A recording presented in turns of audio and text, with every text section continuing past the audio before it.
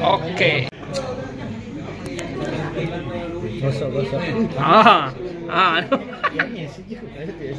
Le macam gelas ni. Cepatlah, Sen. Sadung.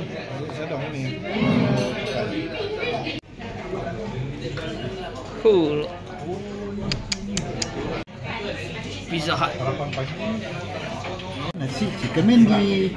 Namanya asal dari Sabah. Ya betul. Ya. Ini bukan nasi Arab kah? Dulu orang Sabah yang mula-mula yang bikin ini chicken mandi. Okey, baik. Chicken mandi.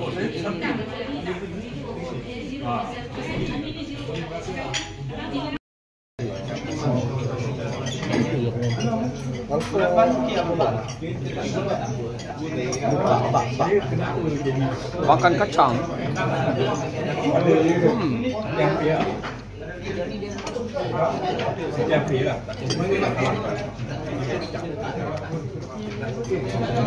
Panas.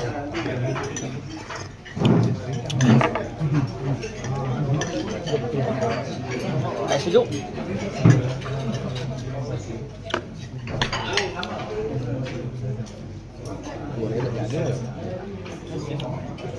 Sen, kamu punya tu makan?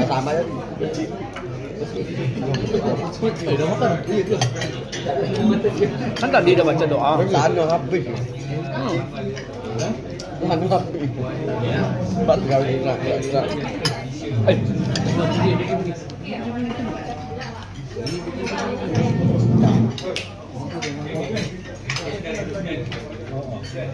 Awak punya cili dengan sup dah tahu?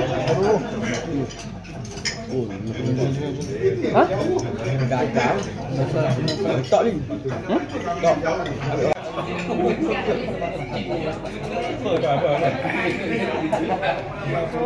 Makanan di sini memang direkomendasi. Sesiapa yang ada di sekitar Kuala Lumpur bolehlah mencoba di restoran Bukit Arab Saudi India. Saudi India tahu? Okey. Di sekitar Bukan Lemak Kelang tu. ataupun di sekitar Selangor harus mencoba di sini karena di sini makanannya begitu bagus sekali, begitu mantap, enak, dan harus dicoba. Ini budak Sabah, dia pun coba ini makanan. Dia datang dari jauh, dari Sabah, datang ke sini semata-mata nak makan nasi Arab. Nasi Arab Saudi.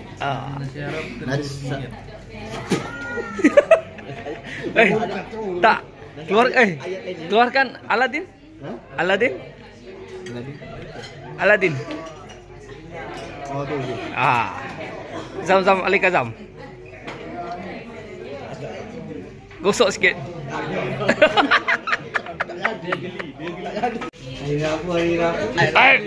Sambutan bertuah nombor 5.